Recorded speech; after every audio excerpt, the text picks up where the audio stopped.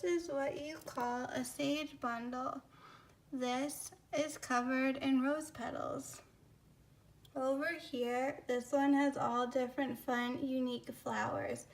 And sage is a great, white sage in particular, is a great way for clearing negative energy. You could, if you're in the mood, you could light a sage bundle or take a piece of sage and you want to put it in the shell because it's all about the elements: earth, air, water, fire, wind.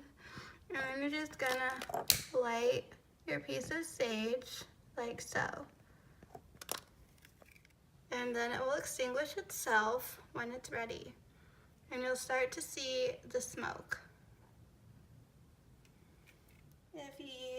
If you would like to take this a step further, then I recommend a smudging feather or a fan, which would include a bunch of feathers.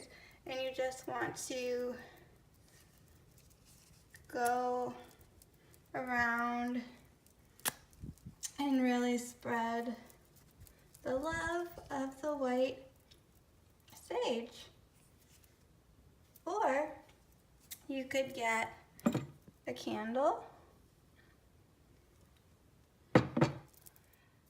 This candle here, I don't know if you can see, it is lavender and white sage. And next to it here, I have some lavender and white sage in a bundle with some amethyst on the bottom. Depending on what you're burning and how much, because you can burn all sorts of things aside from sage, like different forms of incense and herbs. You might want a bigger shell. And the key note to remember is to never trash the ash, for the ash is sacred. So if you're wondering, what do I do if I can't throw out the ash? You want to send it back to Mother Nature. So you can pick a favorite spot in your garden, or if you don't have a garden outside, maybe a house plant, something that you really want to nourish. And you take it and you shall sprinkle it back to Gaia. When you're done, your shell would look something like this, empty. If you're like me and your shell's been well loved and used a lot, then you'll definitely are gonna notice.